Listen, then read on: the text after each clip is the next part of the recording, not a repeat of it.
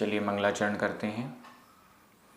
णमि ऊण चिण वरिंदे णर सुर भवनिंद वंदिये सिद्धे वोच्छामि भाव पाहुड़ मवसे से संजदे सिरसा। बोलिए श्री 1008 अजितनाथ भगवान की जय। आचार्य श्री कुंद स्वामी की जय। आचार्य गुरुवर विद्यासागर समय सागर जी महाराज की जय। मुनि पुंगव श्री 108 सुधा सागर जी महाराज की जय। हम सभी बड़े ही सौभाग्यशाली हैं जो हमें आचार्य कुंद स्वामी के महान ग्रंथ अट्ठपाहुड़ के अध्ययन का अवसर मिल रहा है। 5वां भाव पाहुड़ चल रहा है। भावों को कैसे उत्कृष्टता की ओर ले जाया जाए, ये सारे उपाय तर्क आदि आचार्य कुंद स्वामी प्रकट कर रहे हैं। आज हम 2 गाथाओं का अध्ययन करेंगे। क्रमशः गाथा क्रमांक 104 और 105 दोनों गाथाएं बहुत महत्वपूर्ण हैं। चलिए प्रारंभ करते हैं।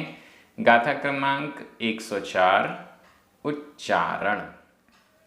जम जम किंची किंची कयम कयम दोसम दोसम मण वय का एहिम मण वय का एहिम मण वय का एहिम असुह भावेणम असुह भावेणम तम तम गरहि गरहि तम गरहि गुरु सयासे गुरु सयासे गारव गारव मायम च मोत्तूण अधता पुरता मोत्तूण जम किंचिकयम दोषम जम किंचिकयम दोषम मणवयकाएहि असुह भावेणम मणवयकाएहि असुह भावेणम तम गरहि गुरुसयासे तम गरहि गुरुसयासे गारव मायम चमोत्तूण गारव मायम चमोत्तूण। बड़ी अच्छी और सरल गाथा है। जम किंची कयम दोषम, जम यानी जो, दोषम दोष, जो दोष, किंची कुछ, जो कुछ, जम जो, किंची कुछ, कयम किया हुआ, दोषम दोष, जो कुछ भी किया हुआ दोषम दोष है। जो कुछ भी छोटा हो या बड़ा हो। जम किंची किंची कुछ भी, जो कुछ भी, कैसा भी, किसी भी टाइप का, बड़ा बहुत बड़ा, छोटा एकदम छोटा, मामूली सा, किया हुआ दोष, उस किए हुए दोष को। जम जो, किंची कुछ, दोषम कयम दोष किया हुआ है, उसको क्या करना है, नीचे लिखा हुआ है तम, उसको। ये दोष कैसे किया हुआ है? मण वय काएहिम, मण मन, वय वचन, काएहि काय के द्वारा, मन वचन और काय के द्वारा, मन वचन और कायों के द्वारा, मन वचन और काय के द्वारा, जम जो, किंची कुछ, कयम किया हुआ दोष है, उसको। मन वचन से, काय से, मन से कोई दोष किया हो, वचनों से कोई दोष हुआ हो, काय यानी शरीर के द्वारा कोई दोष हुआ हो, उसको।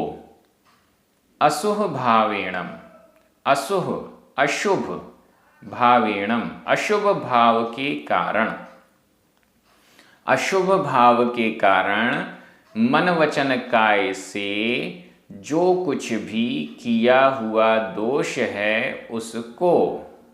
यहाँ कयम यह भूतकालिक कृदंत का अनियमित प्रयोग है। कयम किया हुआ, जो कुछ भी दोष मन वचन काय से अशुभ भाव के कारण किया गया है, तम उसको, उस दोष को, गरही गरहा करो, उस दोष को प्रकट करो, उस दोष की निंदा करो। गरही, उसकी गरहा करो। कौन गरहा करेगा? हे मुनिराज, तुम अशुभ भावों के कारण मन वचन काय से जम किंची, जो कुछ भी कयम किया हुआ दोष है उसको, तम उसको, गरही गरहा करो, उसकी निंदा करो, उसको प्रकट करो। सबके सामने प्रकट करना है क्या? नहीं, गुरु सयासे, गुरु सयासे, गुरु के समक्ष, गुरु के सामने, गुरु सयासे। देखिए कितना बड़ा शब्द है। दोष किए हैं, कोई ना कोई दोष होता ही है। जब कोई व्यक्ति कुछ कार्य करता है तो गलतियां होना स्वाभाविक है। ये कोई अनहोनी घटना नहीं है। हम कुछ अच्छा काम करते हैं तो गलतियां तो होती ही हैं। गलतियां होना ये कोई बड़ी गलती नहीं है। क्या होना चाहिए? उस गलती को समझना चाहिए, उस गलती को प्रकट करना चाहिए, लेकिन किसके सामने? सबके सामने नहीं, गुरु सयासे, गुरुओं के सानिध्य में। जो गुरु हैं, जिनसे दीक्षा ग्रहण किया गया है, जिनसे शिक्षा ग्रहण की गई है इत्यादि, ऐसे गुरु के सानिध्य में, ऐसे गुरु के सामने तम उस दोष को, किए हुए दोष को गरही गरहा करो। हे गुरु महाराज, मैंने अपने इस वाले दोष में, इस वाले व्रत में ये वाला दोष हो गया है, उसकी गरहा करो, उसको प्रकट करो, स्वयं उस दोष की निंदा करो। गुरु सयासे, गुरु के समक्ष, गुरु के सानिध्य में। हर किसी के सानिध्य में अपने दोषों को प्रकट नहीं किया जाता। फिर से सुन लीजिए, हर किसी व्यक्ति के सामने अपनी गलतियों को प्रकट नहीं किया जाता। अपनी गलतियां हम किसके सामने प्रकट करें? वो गुरु ही होता है। गुरु के सामने ही हम हमारी गलतियों को प्रकट कर सकते हैं, करना चाहिए। अगर हम किसी भी छोटे मोटे व्यक्ति, किसी भी सामान्य व्यक्ति, मित्र आदि बहुत सारे होते हैं जो हमारे जीवन में हैं, उनके सामने हम अपनी गलतियां प्रकट करते हैं तो वह उन गलतियों को सुधारेगा तो नहीं। हो सकता है हमारी हंसी करे, हो सकता है उन गलतियों को किसी दूसरे को बता दे, हो सकता है उस गलतियों के कारण हमें वो ब्लैकमेल करे, कुछ भी हो सकता है। लेकिन गुरु कैसे होते हैं? गुरु उन गलतियों को सुनते हैं, उन दोषों को सुनते हैं, जरूरी होता है तो प्रायश्चित आदि देकर उन गलतियों को दूर कर देते हैं, लेकिन किसी अन्य को बताते नहीं हैं। किसी अन्य व्यक्ति को ये नहीं कहते कि देखो वो ये वाले दोष करके आया था, मैंने उसको प्रायश्चित दिया है। ये बहुत बड़ी बात है। एक मनोवैज्ञानिक तरीके से गुरु उन गलतियों को दूर कर देते हैं, किसी को पता भी नहीं चलता और वह व्यक्ति शुद्ध हो जाता है। गुरु सयासे, गुरु के सानिध्य में, गुरु के समीप, गुरु के सामने तम उस दोष को गरही, निंदा करो, प्रकट करो, उसकी आलोचना करो। गारव मायम च मोत्तूर्ण, मोत्तूर्ण छोड़कर। जब अपने दोषों को प्रकट किया जाएगा, जब हम अपने दोषों को प्रकट करेंगे तो दो चीज़ें छोड़नी हैं। मोत्तूर्ण छोड़कर, संबंधक भूत कृदंत का अनियमित प्रयोग है। मोत्तूर्ण छोड़कर, किसको छोड़कर? गारव गर्व घमंड को छोड़कर। मैं तो बहुत बड़ा मुनिराज हूँ, मेरे तो बहुत सारे लोग सुनने वाले हैं, भक्त हैं। घमंड को छोड़कर, मैं तो बड़ा धनवान हूँ, मैं तो बड़ा बुद्धिमान हूँ, मैं तो बहुत अलग अलग प्रकार के घमंड होते हैं, उन सब घमंड को छोड़कर। गृहस्थों की दृष्टि से अलग अलग प्रकार के घमंड हैं, मुनियों की दृष्टि से भी अलग अलग प्रकार के हो सकते हैं। मैं तो बहुत अच्छा बोलता हूँ, मैं तो बहुत अच्छा स्वाध्याय करता हूँ, मैं तो बहुत अच्छा तप करता हूँ, मैं कितने उपवास करता हूँ इत्यादि, मेरा तो बहुत बड़ा संग है, मेरे बहुत सारे भक्त हैं। बहुत सारे प्रकार से, अलग अलग प्रकार से घमंड हो सकता है। उस गारव को, उस घमंड को मोत्तूर्ण छोड़कर, जब भी गर्हा अपनी निंदा करनी है, दोषों का प्रायश्चित गुरु से लेना है, तो घमंड पूर्वक नहीं, एक विनयवान शिष्य बनकर ये प्रायश्चित आदि लिए जाते हैं। और क्या? मायम च और मायम, माया को छोड़कर, मायाचारी को छोड़कर, छल कपट को छोड़कर। बड़े बड़े दोष तो नहीं बताए, छोटा सा दोष बता के प्रायश्चित ले लिया, या बड़े बड़े दोष बता दिए, बड़ा दोष बता दिया, छोटे छोटे दोष नहीं बताए। या हे महाराज, किसी हमारे दूसरे संघ के साधु ने ऐसा ऐसा कार्य किया है, उसको क्या प्रायश्चित होना चाहिए, ऐसा करके उनसे प्रायश्चित पूछ लिया और उसको पालन कर लिया इत्यादि। बहुत प्रकार की मायाचारी हो सकती है। उन हर प्रकार की मायाचारी को और गारव यानी घमंड को मोत्तूर्ण छोड़कर उन सब दोषों की गर्हा गुरु सया से गुरु के सामने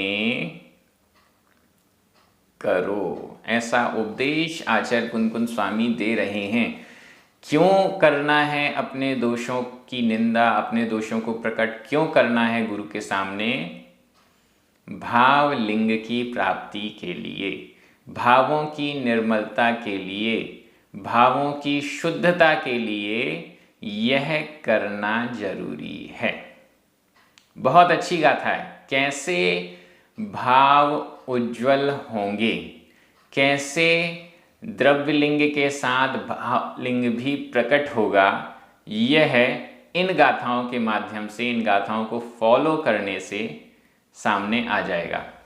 व्याकरण की दृष्टि से जम, किंची, कयम, दोसम, तम, गारव, मायम, इन सब में द्वितीया विभक्ति का एक वचन है। गारव में विभक्ति नहीं दिख रही है, लेकिन द्वितीय विभक्ति का एक वचन अर्थ के रूप में हमें मिल रहा है। किंची को हम अव्यय भी कह सकते हैं। कयम, यह भूतकालिक कृदंत का अनियमित प्रयोग है। मणवयकायेहि, तृतीया विभक्ति का बहुवचन। असुह भावेणम, तृतीया विभक्ति का एक वचन। गरही, विधि एवं आज्ञा काल मध्यम पुरुष एक वचन का क्रिया रूप है। गुरु सया से सप्तमी विभक्ति का एक वचन है। च अव्यय है। मोत्तूर्ण संबंधक भूत कृदंत का अनियमित प्रयोग है। मैं एक बार हिंदी अर्थ कर रहा हूं, आपकी नजर प्राकृत शब्दों पर जानी चाहिए। हे मुनिराज, तुम गर्व और मायाचारी को छोड़कर गुरु के सामने अशुभ भाव से मन वचन काय के द्वारा जो कुछ किया दोष है उसको गरहा करो, उसकी गरहा करो। बहुत अच्छी गाथा है और हम सभी को भी ये फॉलो करना चाहिए अपनी भूमिका के अनुसार। अब हम चलते हैं अगली गाथा में। गाथा क्रमांक 105। उच्चारण। दुज्जन, दुज्जन आधा जा पूरा जा, दुज्जन। वयण, वयण। चडक्कम, चडक्कम आधा का पूरा का, दुज्जन वयण चडक्कम, दुज्जन वयण चडक्कम। निठुर, निठुर आधा टा ठा, निठुर। कडुयम, निठुर कडुयम, निठुर कडुयम। सहन्ति, सहन्ति। सप्पुरिसा आधा पा पूरा पा, सप्पुरिसा। कम्म आधा मा पूरा मा, कम्म। मल णासणट्ठम आधा ट ठ, कम्म मलणासणट्ठम, कम्म मलणासणट्ठम। भावेण, भावेण। य णिम्ममा आधा मा पूरा मा, णिम्ममा। सवणा, सवणा। दुज्जन वयण चडक्कम, दुज्जन वयण चडक्कम। निठुर कडुयम सहन्ति सप्पुरिसा, निठुर कडुयम सहन्ति सप्पुरिसा। कम्म मलणासणट्ठम, कम्म मलणासणट्ठम। भावेण यणिम्ममा सवणा, भावेण यणिम्ममा सवणा। सवणा श्रमण। क्या करते हैं श्रमण? क्रिया ढूंढिए यहाँ पर। कौन सी क्रिया दिख रही है? सहन्ति, सहन्ति सहन करते हैं। सवणा श्रमण, मुनिगण मुनियों का समूह, श्रमण सहन्ति सहन करते हैं। सहन्ति सहन करते हैं। किसको सहन करते हैं? दुज्जन वयण चडक्कम। किसको सहन करते हैं? दुज्जन वयण चडक्कम। दुज्जन दुर्जन, दुज्जन दुर्जन। वयण वचन, चडक्कम, चडक्कम चटाका, चपेटा। चांटा, चांटा कहते हैं इंग्लिश में स्लैप। दुर्जनों के वचन रूपी तमाचों को चपेट यानी चांटों को, जो गाल में चांटा लगाया जाता है उसको, दुर्जनों के वचन रूपी तमाचों को, दुर्जनों के वचन रूपी तमाचों को सहन्ति सहन करते हैं। सवणा श्रमण, श्रमण दुर्जनों के वचनों को सहन करते हैं। दुर्जन जो भी दुष्ट व्यक्ति है, कुछ भी वचन बोलेगा तो कैसा बोलेगा? निठुर कडुयम, निठुर कडुयम। निठुर निष्ठुर, कडुयम कटुक। निष्ठुर और कटुक ऐसे दुर्जनों के वचन रूपी तमाचों को, चपेट यानी चांटे को। निष्ठुर, निष्ठुर मतलब निर्दयी, निष्ठुर निर्दयी। कडुयम कटुक, कटुक का मतलब होता है जो सुनने में अच्छे नहीं हैं, वो कहलाते हैं कडुयम कटुक। निष्ठुर निर्दयी, कडुयम कटुक, कड़वे ऐसे दुर्जन वयण चड़क्कम, दुर्जन के वचन रूप चड़क यानी तमाचे को सवणा श्रमण सहंती सहन करते हैं। जो सहन करते हैं वो कौन है? सत्पुरुषा, सत्पुरुषा, सत्पुरुष, सत्पुरुष, सत्पुरुष, श्रमण, सज्जन, श्रमण। सज्जन को हम अलग से भी लगा सकते हैं, गृहस्थ भी सज्जन हो सकता है, गृहस्थ भी सत्पुरुष हो सकता है। जो सत्पुरुष हैं वो दुर्जन के निष्ठुर और कड़वे वचन रूपी तमाचे को सहन करते हैं। ये सत्पुरुष कौन है? सवणा, श्रमण है, क्योंकि श्रमणों की चर्चा चल रही है। भावलिंग कैसे प्रकट होगा? जब दुर्जनों के वचन रूपी तमाचे को सहन कर लेंगे तो भावलिंग प्रकट होगा। अगर इन दुर्वचनों से, दुष्टों के वचनों से हमारा मन डोलायमान हो रहा है, हमारा मन कड़वा हो जाता है, तो भावलिंग प्रकट नहीं हो रहा, भावों की विशुद्धता नहीं हो रही। इन दुर्जनों के वचन रूपी तमाचे को भी अगर सहन कर रहे हैं तो भावलिंग प्रकट हो सकता है। कितनी सारी यहाँ पर एक के बाद एक कंडीशन उत्पन्न हो रही हैं, परिस्थितियाँ सामने आ रही हैं, इनको फॉलो करेंगे तो भावलिंग प्रकट होगा। ये अगर हम सहन करते हैं तो क्या होगा? मुनिराज अगर इनको सहन कर रहे हैं तो क्या होगा? कम्म मलणासणट्ठम, कम्म कर्म, मल कर्म रूपी मल, ज्ञानवर्णादि जो 8 कर्म हैं, कर्म रूपी मल के नासणट्ठम, नाशन के लिए, णासण संधि विच्छेद कर लें, णासण, णा में छोटा आ, अट्ठम छोटा आ, ये 2 छोटे आ मिलकर बड़ा आ हुआ, लेकिन आधट्टा और ठा ये संयुक्त अक्षर है, और संयुक्त अक्षर से पहले जो दीर्घ स्वर है वो भी ह्रस्व हो जाता है, छोटा हो जाता है, वापस छोटा हो गया। णासण अट्ठम, णासण अट्ठम, नाश के लिए। नाश के अर्थ कर्म मल के नाश के लिए है। क्यों सहन करते हैं दुर्जनों के वचन? जिससे हमारे कर्मों का नाश हो।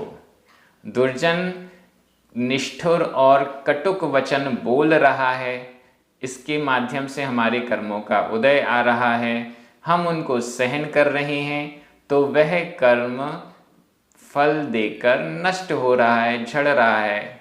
नया कर्म नहीं बंध रहा है।